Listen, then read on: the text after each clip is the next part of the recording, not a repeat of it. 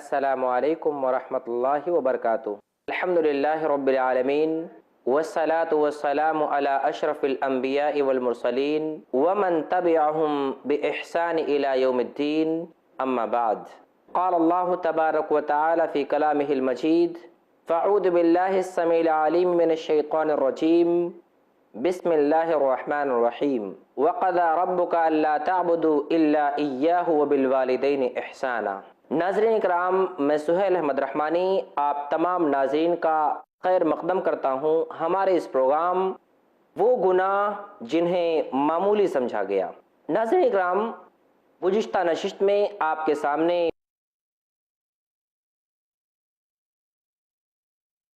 کچھ فضیلتوں کا تذکرہ کیا گیا تھا۔ آج کی اس نشست میں انشاءاللہ مزید فضیلتوں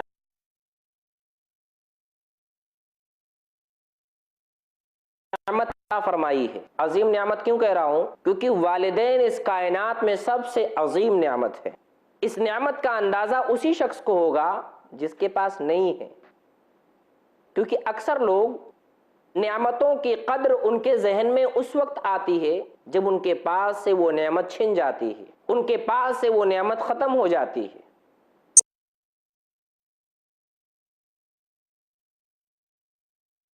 اور آکسیجن دیا ہے، سانس لے رہا ہے، انسان کو اللہ تبارک و تعالیٰ نے کان دیا ہے، انسان کو اللہ رب العزت نے عقل عطا فرمائی۔ یہی چیزیں اگر اللہ رب العزت چھین لیں، انہی چیزوں کو اگر اللہ تبارک و تعالیٰ ختم کر دے، انسان کو اس کی قدر سمجھ میں آ جاتی ہے۔ جب تک وہ نعمت اس سے چھنتی نہیں ہے، جب تک وہ سوچتا ہے کہ یہ تو میری جاگیر ہے، ہمیشہ رہنے والی ہے، ایسا نہیں ہے۔ نعمتیں چھننے کے بعد بندہ پیسے خرچہ کرتا ہے کہ کاش کہ میری نعمت لوٹ آئے، کاش کہ مجھے نعمت مل جائے، لیکن آنکھ جیسی نعمت جب چھن جاتی ہے بہت مشکل ہوتا ہے واپس آنا۔ اسی لیے بعض دفعہ ہم نے دیکھے ہوں گے کہ کئی سارے لوگ جب انہیں ہاسپٹل میں ایڈمٹ کیا جاتا ہے تو ساتھ میں ڈاکٹر صاحب کو یہ تسلی دیتے ہیں، ڈاکٹر صاحب پیسے کی فکر کچھ بھی نہ کرنا، بس میری یہ نعمت صحیح سالم لوٹ آئے، اب دوبارہ بائک نہیں چلاؤں گا اتنا تیز، آرام، لیکن دوبارہ یہ لوٹ آئے۔ نہیں لوٹتی ہے۔ کتنے سارے لوگ تو پیسہ خرچ کر ڈالتے ہیں لیکن کبھی اللہ تبارک و تعالیٰ کی شکر گزاری نہیں کرتے۔ ڈاکٹر کو فون کر کے کہیں گے کہ ڈاکٹر صاحب آپ کا بہت بہت شکریہ، لیکن وہی اللہ ہمیشہ بندہ سو رہا ہے، کمرے میں بند ہے، کسی بھی حال میں کہیں پر بھی رہے، اللہ نے اس کے لیے آکسیجن رکھا ہے، لیکن بعض دفعہ جب اسے سانس لینے میں تکلیف ہوتی ہے، سانس لینے میں پریشانی ہوتی ہے، تو کیا کرتا ہے؟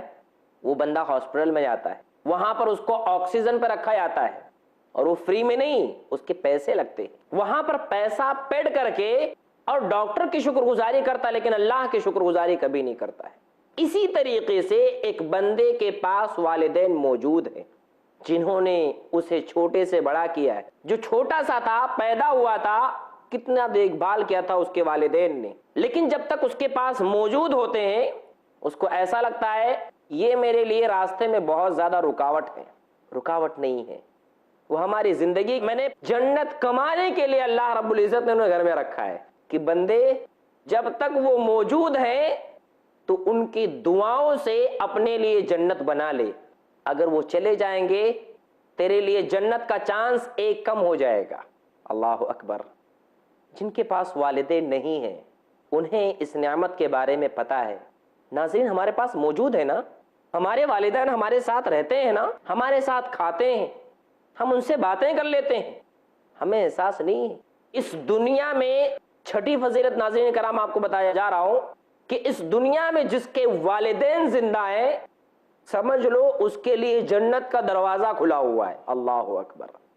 وہ اپنے والدین کی خدمت کر کے، اپنے والدین کو راضی کر کے، اپنے والدین کو خوش کر کے، اپنے عمل کے ذریعے ان کو راضی کر کے خود جنت حاصل کر سکتا ہے۔ اللہ اکبر۔ لیکن جس کے پاس نہیں ہے وہ اس نعمت سے محروم ہو چکا ہے۔ وہ جنت پانے کے لیے کیا کرے گا؟ وہ جنت حاصل کرنے کے لیے اس کو نیک اعمال کرنے پڑیں گے، لیکن نیک عملوں میں اس شخص کے لیے ایک چانس ہے جس کے والدین موجود ہیں کہ وہ والدین کو خوش کر دے، اس خوشی کی بنا پر وہ والدین اس کے لیے دعا کر دیں اور دعا کی بنا پر کیا ہو جائے؟ اللہ تبارک و تعالیٰ اس سے خوش ہو جائے، اس سے راضی ہو جائے۔ لیکن کتنے سارے ایسے جوان ہیں، کتنے سارے معاشرے میں نے ہمارے سے بھائی ہیں جو والدین سے دعا لینے کے بجائے بد دعائی لیتے کہ ماں کو ناراض، ابا کو ناراض، پورے گھر والوں کو ناراض کر کے رکھے۔ وہی باپ جس نے انگلی پکڑ کے چلنا سکھایا تھا، آج بڑا ہو گیا تو کہتا ابا آپ کو برابر بات سمجھ میں نہیں آتی ہے، آپ تھوڑے سٹھیا گئے ہیں، امی کو قسم قسم کے تانے دیتا ہے۔ اور میں نے پہلے ہی نشست میں کہا تھا کہ کہتا کہ آپ نے میرے لیے کیا کیا، استغفر اللہ۔ اس کو نہیں پتا ہے کہ اس کے لیے کیا کیا گیا ہے، اس کی ماں نے اس کے لیے کیا کیا ہے، اس کے باپ نے اس کے لیے کیا کیا ہے، اس کو نہیں پتا ہے، اس کو نہیں معلوم ہے۔ تو ناظرین کرام، اگر ہمارے والدین موجود ہیں، آپ کو ایک اہم فضیلت بتاتا ہوں کہ آپ اگر جنت میں جانا چاہتے ہیں، اللہ اکبر، آپ اپنے والدین کے ساتھ اچھا سلوک کریں، اچھا برتاؤ کریں۔ آپ یاد رکھیں اللہ رب العزت نے آپ کے لیے جنت رکھا ہے۔ کیسے؟ حدیث سنیں، ان جاہما جاء الی النبی صلی اللہ علیہ وسلم۔ جاہما ایک صحابی ہیں، وہ اللہ کے نبی صلی اللہ علیہ وسلم کے پاس آئے، فقال، آنے کے بعد کہا، یا رسول اللہ، اے اللہ کے رسول صلی اللہ علیہ وسلم، اردت ان اغزو، میرے دل میں ارادہ ہے کہ میں غزوہ کروں، اللہ کے راستے میں جہاد کروں، میں غزوہ کے لیے جاؤں۔ فقد جئت استشیرک، اے اللہ کے رسول صلی اللہ علیہ وسلم، میں آپ کے پاس اسی لیے آیا ہوں تاکہ میں آپ سے مشورہ کروں کہ یہ جو میرے دل میں ارادہ پیدا ہوا ہے، یہ ارادہ صحیح ہے یا غلط۔ اللہ کے رسول صلی اللہ علیہ وسلم نے پوچھا، ہل امک حی، کیا تیری ماں زندہ ہے؟ کیا تیرے والدین زندہ ہیں؟ قال نعم، صحابی نے کہا اللہ کے رسول وہ تو زندہ ہے۔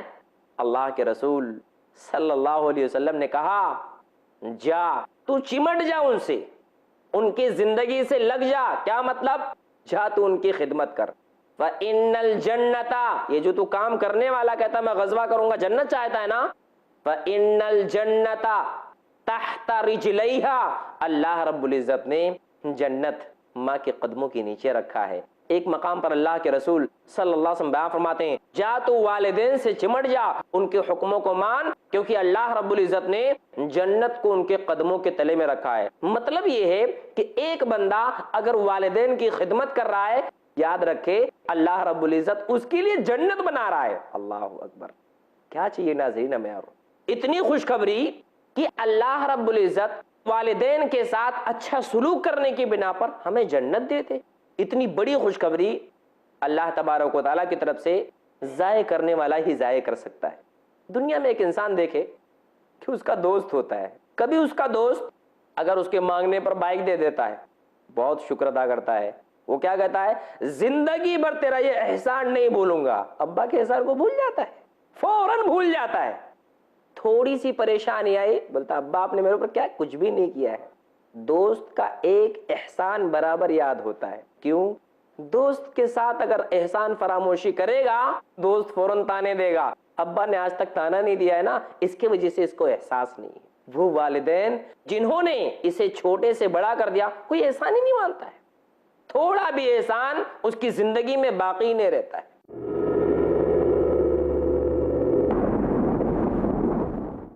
نبی اکرم صلی اللہ علیہ وسلم معاف کر دینے میں سب سے آگے۔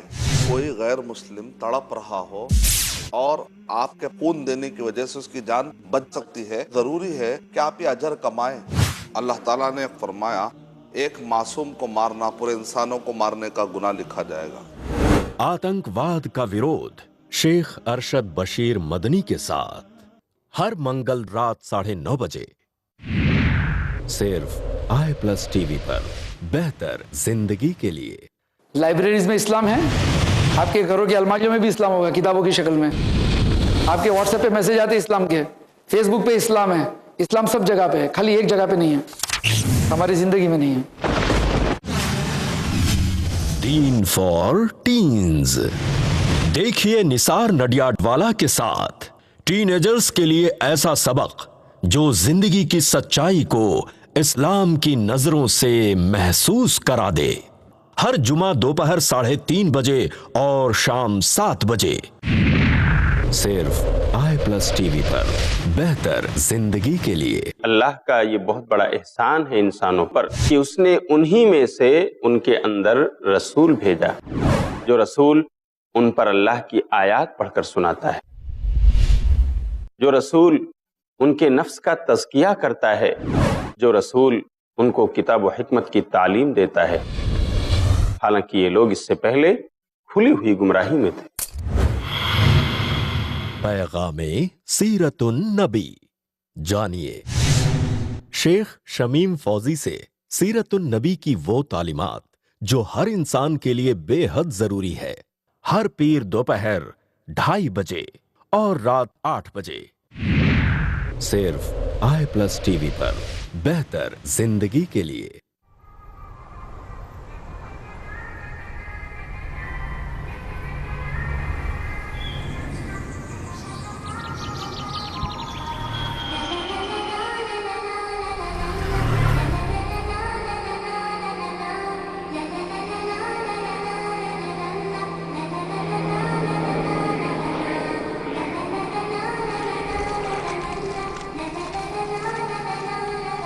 कलर्स ऑफ इस्लाम, देखिए बच्चों की इस्लामी तरबियत का एक खूबसूरत अंदाज जैद पटेल के साथ। हर शनिचर और इतवार सुबह 10:30 बजे और शाम 5:30 बजे सिर्फ i+ टीवी पर।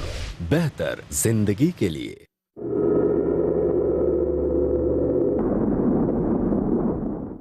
तो छठी फजीलत, एक बंदा अगर चाहता है कि अल्लाह तबारक व तआला उसे जन्नतुल फिरदौस में दाखिल करे, अल्लाह रब्बुल इज्जत उसकी गलतियों को माफ करके, उसकी दुआओं को कबूल करके, उसके अमल को कबूल करके तमाम अमलों में सबसे अफजल अमल वो करे, तो क्या करे?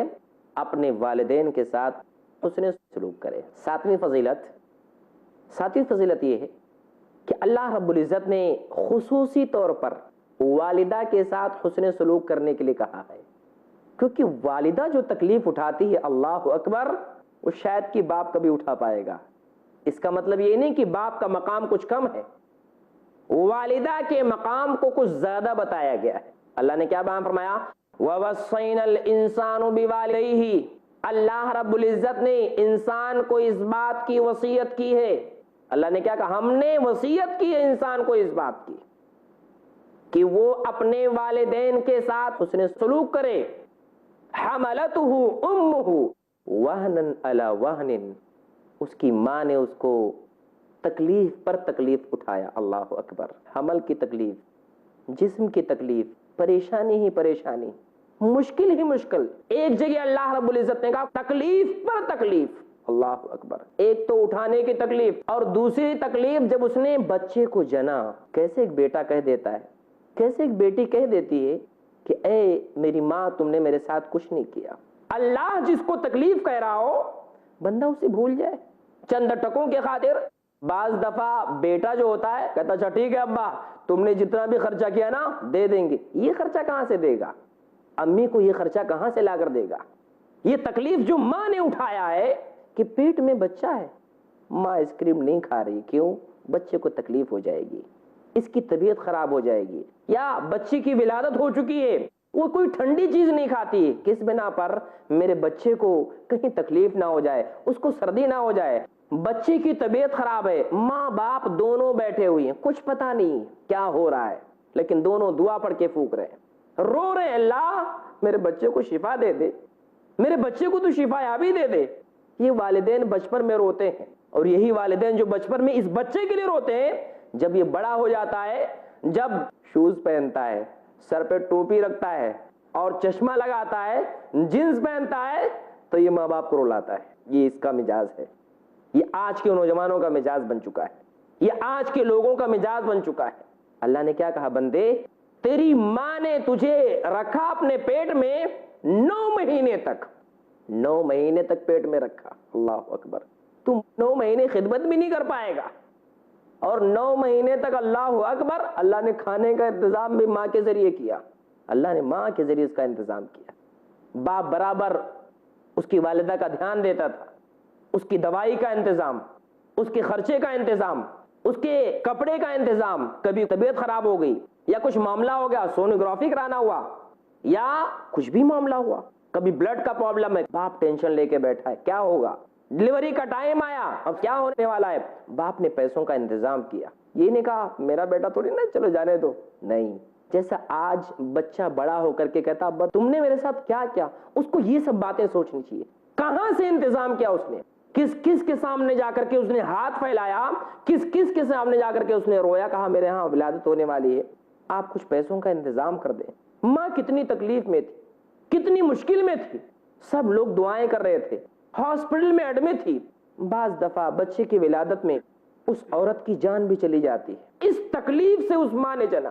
ان تمام تکلیفوں سے جننے کے بعد بیٹا اگر کہے گا ماں کو کہ ماں تم نے میرے ساتھ کیا کیا، کیا تکلیف گزرے گی، کیا تکلیف گزرے گی اس ماں کے دل پر کہ جو 9 مہینہ پیٹ میں رکھنے کے بعد اپنی ماں کے بارے میں یہ کہے کہ اماں تم نے میرے ساتھ کچھ نہیں کیا ہے۔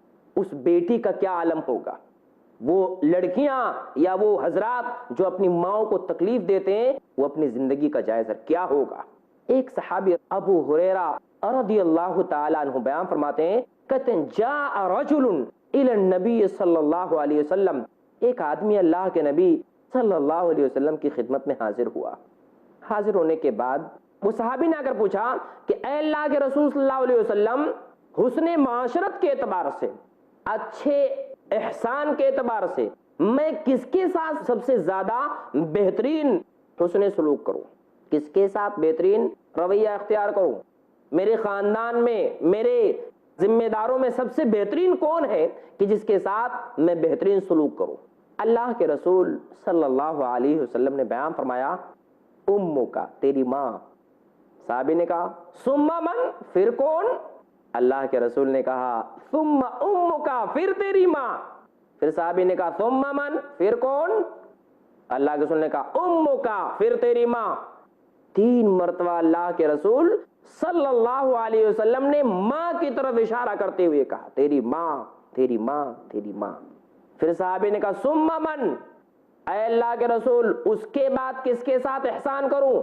صحابی رسول کو اللہ کے رسول صلی اللہ علیہ وسلم نے جواب دیا ثم ابو کا، پھر تیرا باپ۔ مطلب 3 مرتبہ اللہ کے نبی صلی اللہ علیہ وسلم نے ماں کے مقام کو، ماں کے مرتبے کو بڑھاتے ہوئے کہا تیری ماں، تیری ماں، پھر 4تھے نمبر پہ تیرا باپ۔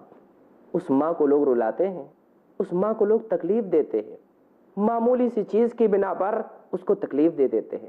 کبھی اس نے کچھ مانگ لی، بیٹا ذرا مجھے کچھ پیسے دے دے، ڈیلی پیسہ مانگتے رہتی۔ جس ماں نے اتنی تکلیف سے جنا اس کے ساتھ اتنا غلط رویہ کیسے برداشت ہوتا ہے؟ وہنن علی وہنن، تکلیف پر تکلیف۔ اللہ نے کیا کہا؟ دودھ پلانے کی مدت اور حمل کی مدت کل ملا کر کے 30 مہینے ہوتے، یہ 30 مہینے تک کیسے اس نے برداشت کیا؟ اور عام طور سے آپ دیکھیں کہ اللہ اکبر کتنی ماں خدمت کرتی ہے، ایک آدمی جب بڑا ہوتا بھول جاتا ہے۔ اکثر دیکھیں گے جو چھوٹے بچے ہوتے ہیں، ماں جب کھانا کھانے بیٹھتی این ٹائم پہ پاخانہ پیشاب کریں گے، کیسی ماں ہے؟ اس کو کوئی گھن نہیں ہوتی ہے، اس کو اس کے منہ سے نکلے ہوئے تھوک سے کوئی گھن نہیں ہوتی ہے۔